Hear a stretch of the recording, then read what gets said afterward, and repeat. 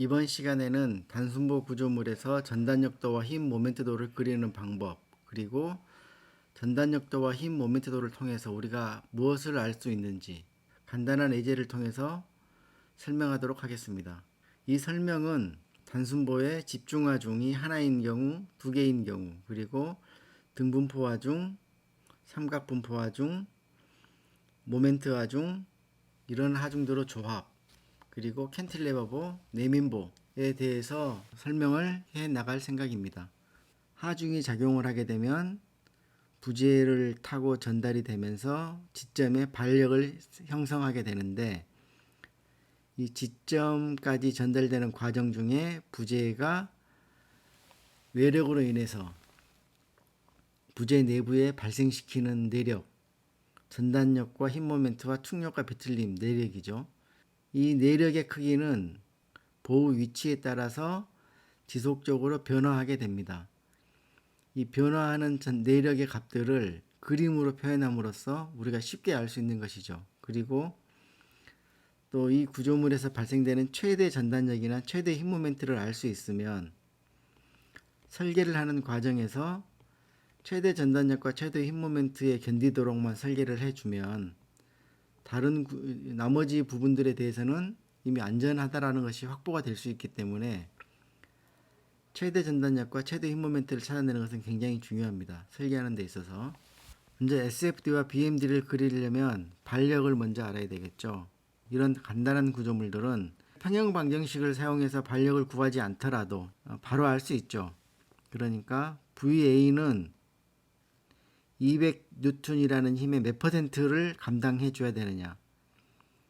몇 퍼센트냐면 전체 길이 L분의 12분의 8이 되는 것이죠. 200N을 감당하게 되는데 A점과 B점이 나눠 갖게 되는데 A점은 몇 퍼센트를 가져가고 B점은 몇 퍼센트를 가져갈 것이냐. 전체 길이 VA는 L분의 PB. 그러니까 다시 정리를 해보면 P라는 힘의 몇 퍼센트를 가지고 갈 것이냐. L분의 B만큼 가지고 간다는 얘기죠. 12분의 8을 가져가기 때문에 0.667 정도가 되는 것이죠. 그래서 VA를 계산해 보면 VA는 200 곱하기 0.667 계산해 보니까 133.3N이 됩니다. 그러면 평형 조건에 의해서 133.3이면 VB는 66.7이 되겠네요. VA와 VB를 더했을 때 200N이 되어야 하니까. 그렇지 않으면 VB도 200N이 작용을 하는데 몇 퍼센트를 가져갈 것이냐. 12분의 4를 가져간다는 얘기죠. 0.33만큼 가져가는 것입니다. 그래서 66.7N이 되겠죠. 이렇게 해서 반력을 결정하는 과정은 이렇게 간단한 방법을 쓰든지 아니면 평형 방정식을 세워서 반력을 전부 다 계산할 수 있겠죠. VA와 VB를 더하면 200N이 되어야 한다. B점에다 모멘트의 중심을 잡고 구조물을 회전시키면 VA 곱하기 12 B점 중심으로 시계방향 회전 플러스 가로를 묶어서 부호를 붙인다. 그 다음에 200 곱하기 8 얘는 마이너스 얘 둘을 더하면 0이 되어야 되겠죠. 그래서 VA가 133.3 이렇게 얻어집니다. 계산하는 것은 여러분들이 이렇게 계산해도 되고 L분의 PB, L분의 PA를 이용해서 계산해도 됩니다. SFD를 그리는 방법을 정리를 해놨는데 너무 좀 어수선해 보이긴 합니다. SFD를 그릴 때 첫 번째, 단순보에서 SFD와 BMD는 왼쪽에서 오른쪽 방향으로 그려간다. 이 일반적인 방법이죠. 꼭 이렇게 하지 않아도 되지만 왼쪽에서 오른쪽으로 그려가는 게 이해하기가 편합니다. 그리고 캔틸레버 보는 오른쪽에서 왼쪽, 왼쪽에서 오른쪽이 아니고 자유단에서 고정단 쪽으로 그림을 그려가는 것이 편리합니다. 캔틸레버 보는 반력을 이렇게 하게 되면 반력을 구하지 않고도 BMD나 SFD를 구할 수가 있죠. 자, 두 번째, 그림을 쉽게 그리기 위한 방법입니다. 두 번째, 지점 발력, 집중 하중 같은 외력은 그 크기 자체가 전단력의 변화폭과 같습니다. 그래서 A, B 부재, AB 부재에서 A점에서는 전단력의 변화폭이, 전단력이라고 하는 것은 우리가 아는 것처럼 단면과 평행한 방향의 힘이 전단력이죠.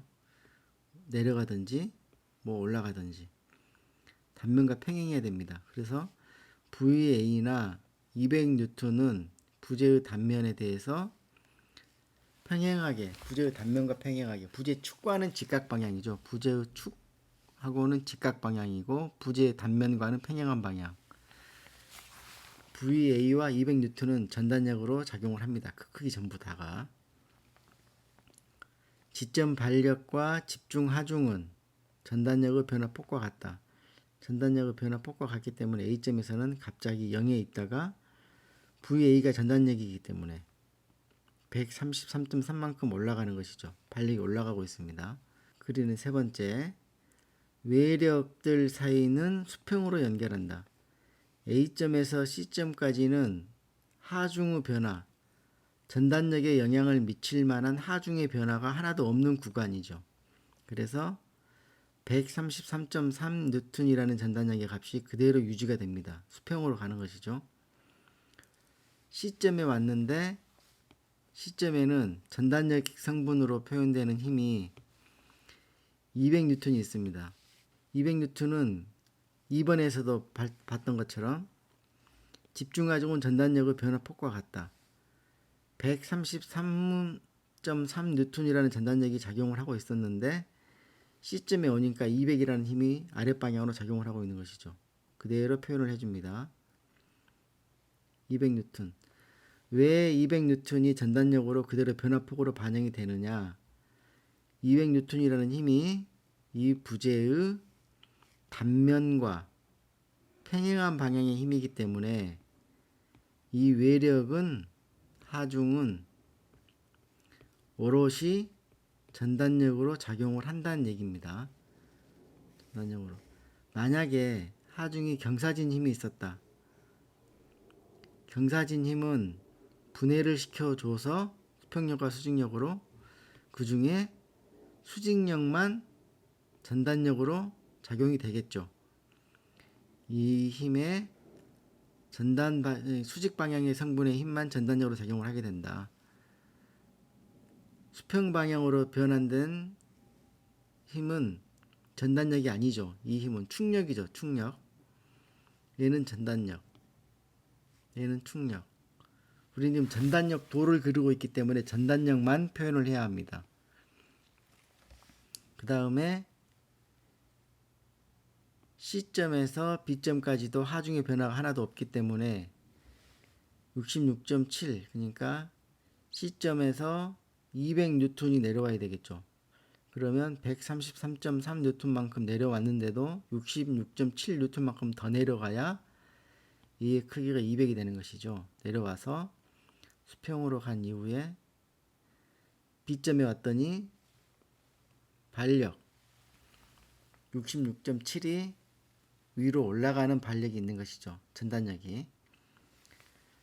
마찬가지로 66.7이라는 발력의 값도 단면과 평행한 방향으로 작용하는 발력이기 때문에 이 발력이 전단력의 관점에서 보면 발력이긴 하나 얘도 전단력이라는 것이죠. 전단력도를 그리는 것은 생각보다 간단합니다. 다시 한번 정리를 해볼게요. 지점에서는 전단력의 변화폭은 발력의 값과 같다. 발력이 133이기 때문에 그만큼 올라갔다가 AC 구간은 하중의 변화가 없으니까, 전단력의 변화가 없으니까 수평으로 갔다가 200만큼 내려왔다가 133 지나서 66.7까지 더 내려가는 거죠. 하중 변화 없으니까 그대로 갔다가 B점에서는 다시 발력에 의해서 올라간다. 그러면 C점의 전단력 값은 얼마인가요? 133, 66.7, 200 어떤 걸 봐야 하죠? C점의 전단력 값은 200이 아니고 133.3 뉴턴일 수도 있고 마이너스 66.7 뉴턴일 수도 있습니다. C점에서 200 뉴턴이라는 힘을 포함하지 않을 경우에는 133.3이 되는 것이고 포함하게 되면 마이너스 66.7 뉴턴이 되는 것입니다. 그래서 C점의 전단력은 두 가지 값으로 표현이 가능하다. 3번, 4번 설명을 했고요. 그럼 최대 전단력 값은 얼마인가? 133.3 뉴턴이 되겠죠. 133.3 뉴턴. 발생 위치는 어딘가요? A점에서 C점 구간에서 전단력이 최대가 된다. 그러면 이 플러스 마이너스의 의미는 무엇인가요? 우리가 전단력도를 그릴 때 왼쪽이 올라갔다 오른쪽이 내려가면 플러스라고 하고 왼쪽이 내려갔다 오른쪽이 올라가면 마이너스라고 합니다. 왜 그런가요? 이 전단 변형과 관계가 있는 것이죠. 왼쪽이 올라가게 되면 이렇게 변형을 일으키는 것이고 왼쪽이 내려가면 이렇게 변형을 일으키는 것이죠. 그래서 플러스 마이너스 무슨 이유가 있는 게 아니고 왼쪽이 올라가는 형태의 마름모꼴로 변형이 되면 이렇게 변형을 유발시키는 전단력을 플러스로 하자라고 약속을 한 것이죠. 공학을 하는 사람들끼리. 왼쪽이 내려갔다 오른쪽이 올라가는 꼴로 마름모꼴로 변형을 시키는 전단력들을 마이너스 전단력이라고 하자라고 약속을 한 것입니다. 그래서 플러스 전단력, 마이너스 전단력이라는 얘기는 전단력에 의해서도 부재가 변형이 되는데 이렇게 변형이 된다는 얘기죠. 이렇게.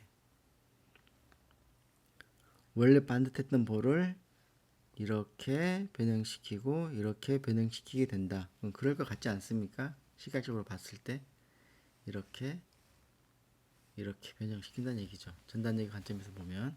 전단력도에서 한 가지 더 설명을 하자면 우리가 알고 있는 거 하나가 있죠. 하중을 한번 적분하면 전단력이 되고 마이너스 하중을 한번 적분하면 전단력이 되고 한 번 더 적분하면 휘인 모멘트가 된다. 반대로 휘인 모멘트를 한번 미분해주면 전단력이 되고 또 한 번 미분해주면 마이너스 하중이 된다 라는 걸 알고 있죠. 적분을 한다는 것이 면적을 구하는 것이라고 했습니다. 그래서 전단력을 적분하면 전단력의 면적을 구하면 그 값은 휘인 모멘트가 된다. 전단력의 면적이 휘인 모멘트 값이 되는지 한번 확인해 보겠습니다. 그림에서 보이는 것처럼 A점에서 C점 방향으로 전단력을 구해가고 있죠. 전단력도를 왼쪽에서 오른쪽으로 그려가고 있으니까 A점에서 C점까지의 전단력도의 면적은 계산해 보면 133.3 곱하기 4가 되겠죠. 사각형의 면적을 구하면 되니까 그 값이 얼마냐면 533이었습니다.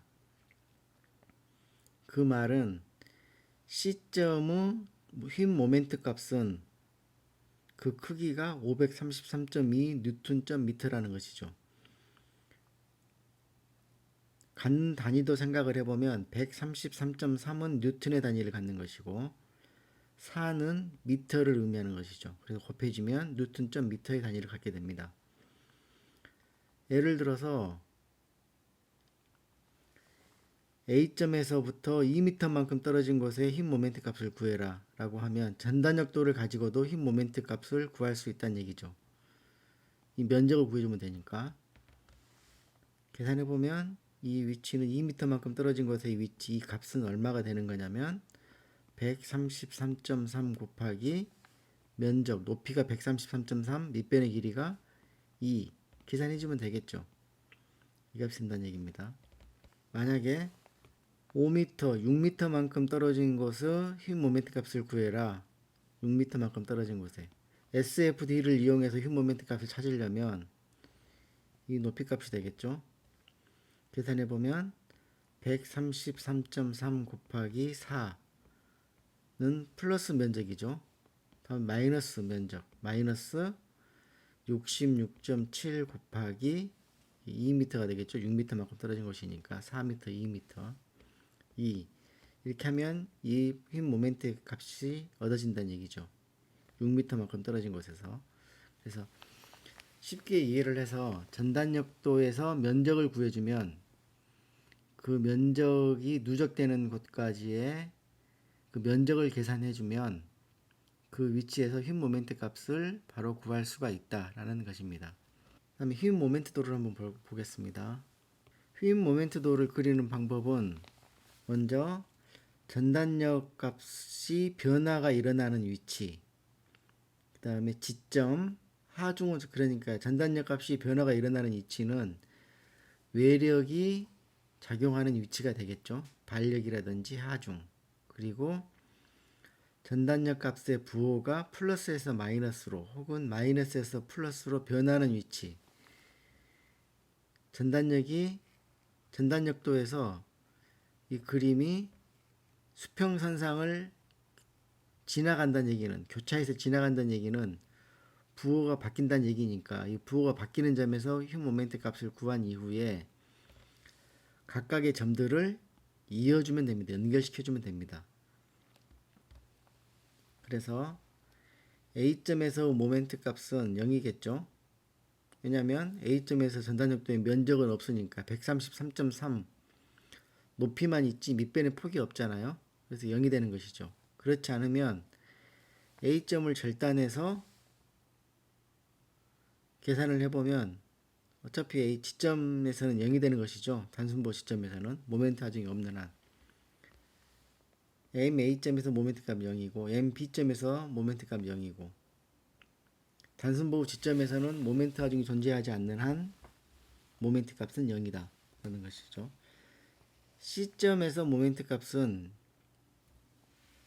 정상적으로 계산해보면 이렇게 되는 것이죠. 133.3 곱하기 거리, 힘 곱하기 거리니까. 그래서 VA 곱하기 4 계산해주면 되죠. 그럼 533.2 뉴턴/미터가 나오게 되는 것이죠. 전단력도의 면적을 이용해서 구할 수도 있고요. 아니면 응력을 구하려고 한 내력을 휨 모멘트 값을 구하려고 하는 위치를 절단한 이후에 평형 방정식을 적용시켜서 구할 수도 있습니다.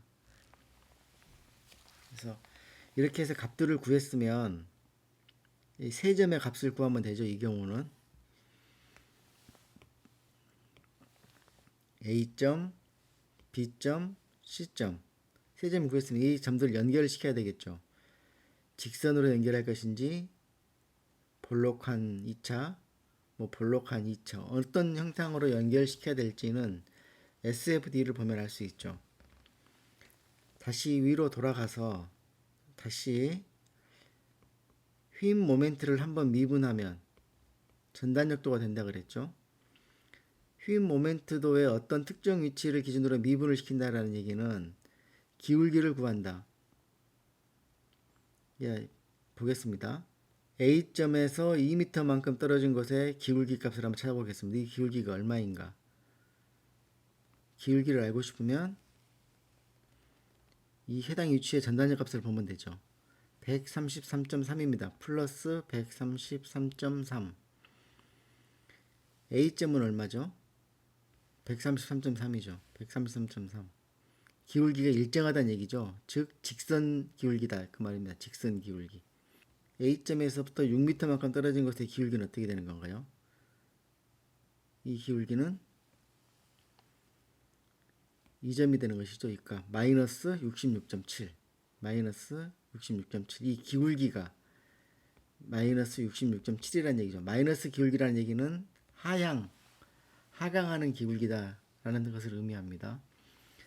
C에서 B 구간까지는 전단력 값이 일정하기 때문에 전단력 값이 일정하다는 얘기는 C에서 B 구간의 휨 모멘트도의 기울기가 일정하다. 즉 1차 직선이라는 얘기가 되겠습니다. 그리고 이 값들은 플러스로 얻어졌죠. 플러스가 갖는 의미는 아래로 볼록 한 변형을 일으키는 휨 모멘트가 작용을 하고 있다. SFD가 수평을 가지고 있으면 BMD는 1차 직선 형태를 가지고 있게 되는 것이고, SFD가 1차 직선, 경사진 1차 직선 형태를 가지고 있으면 BMD는 2차, 이런 형태든지 이런 형태든지 SFD의 기울기에 따라 변하게 됩니다. 1번인지 2번인지는. 만약에 SFD가 2차 곡선이면 BMD는 3차 곡선이 되는 것이죠. 이렇게 이해하시면 될 것 같습니다. 자, 설명하지 않은 부분 마저 설명하겠습니다. SFD에서 전단여고 부호가 바뀌는 위치 설명했죠. BMD에서 기울기의 방향이 바뀌는 위치이다. 이 경우는 C점에서 보면 플러스에서 마이너스로 기울기가 바뀌고 있죠. 플러스 올라가는 기울기였다가 C점을 지나면서부터 마이너스 내려가는 기울기로 바뀌고 있다는 얘기는 C점이 꼭지점이라는 얘기죠. 그래서 이 C점에서 최대 힘 모멘트가 발생을 합니다. 만약에 SFD가 이런 모양이다. 부호가 바뀐 위치가 한 군데, 두 군데, 세 군데이다 라고 하면 이 세 군데 중에 어느 곳에선가는 최대 힘 모멘트가 발생한다는 얘기가 되겠죠. 부호가 바뀌고 있으니까. 그와 같은 설명이 여기 써져 있죠. 써져 있고, 그 다음에 한 가지 더 설명을 하자면, 우리가 SFD나 BMD를 그리는 목적 중에 한 가지는 이 구조물 중에 어느 위치에서, 구조물에서 어느 위치에서 가장 큰 전단력 값이나 가장 큰 힘 모멘트가 나타나는지, 그리고 그 크기는 얼마인지를 알고 싶은 것이죠. 힘 모멘트도에서 보면 최대 힘 모멘트 값은 533.2 뉴턴/미터입니다. 만약에 이 구조물에서 하중의 변화가 없고 고정된 하중이 200뉴턴이 이 위치에 지속적으로 작용하고 있다면 우리가 구조물을 설계할 때 C점의 위치에서는 533.2 뉴턴에만 견디도록 구조물을 설계하면 되겠죠. 만약에 이 위치에서는 훨씬 작은 약 한 300뉴턴/미터만큼만 견디도록 설계하면 되는 것이고, 여기도 마찬가지로 약 한 250뉴턴 정도만 견디도록 하면 설계를 하면 되겠죠. 그래서 전 구간을 533.2 뉴턴의 힘 모멘트를 견디도록 설계를 하는 것은 비경제적이 되는 것이죠. 그래서 힘 모멘트도를 설계를 한다, 힘 모멘트에 견디도록 설계를 한다라고 하면 뭐 대략적으로 보면 이런 형상으로 단면을 설계를 해도 좋을 것 같습니다. 경제적일 것 같아요. 단면이 크면, 단면의 사이즈가 커지면 내력에 저항할 수 있는 능력이 커지기 때문에 이렇게 만들어 두면, 예를 들자면 이 위치에서는 533을 견디도록 만드는 것이고, 이 위치는 뭐 한 250을 견디도록 만드는 것이고, 여기는 지지만 할 수 있도록 만드는 것이죠. 이렇게 만들어 두면 훨씬 단면이 경제적이 되는 것이죠. 그런데 이러한 단면의 형상은 여러분들에게 개념을 설명하기 위한 것이지 실제 이런 형상으로 단면을 설계하지는 않습니다. 전단력도도 마찬가지입니다. 전 구간을 133.3 뉴턴에 견디도록 설계를 하기보다는 극단적인 경우에 이런 식으로 단면을 설계를 해두면 이 구간은 133.3에 견디도록 만들고 이 구간은 66.7에만 견디도록 만들면 오케이가 된다는 얘기죠.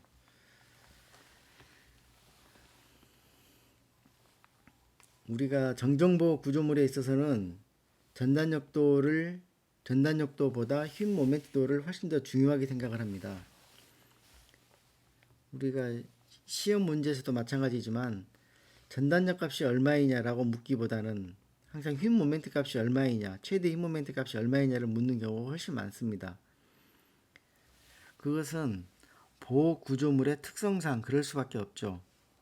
보호 구조물이라고 하는 것은 단면의 폭 방향에 비해서 길 방향으로 긴 구조물을 보라고 하죠.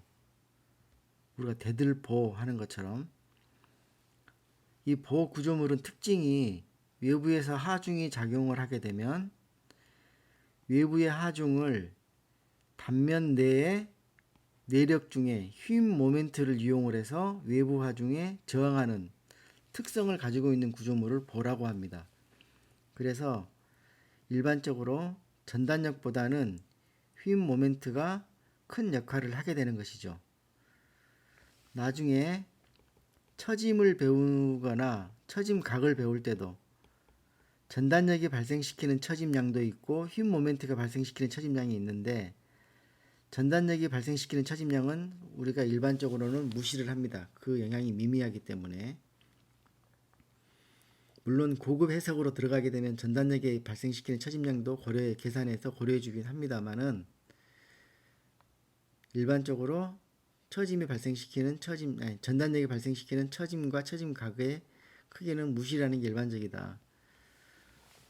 대신에 휨 모멘트가 발생시키는 처짐과 처짐각은 상대적으로 중요하죠. 왜냐하면 처짐을 발생시키고 응력을 발생시키는데 주요한 역할을 하고 있기 때문에. 그래서 보호 구조물, 그러면 휨 모멘트가 주요한 역할을 하는구나 라고 이해하시면 될 것 같습니다. 이 한 문제에서 SFD와 BMD를 모두 설명하는 것은 불가능하죠. 지속적으로 설명을 하도록 하겠습니다. 부족하지만 이것으로 첫 번째 문제 설명을 모두 마치도록 하겠습니다. 이상입니다. 수고하셨습니다.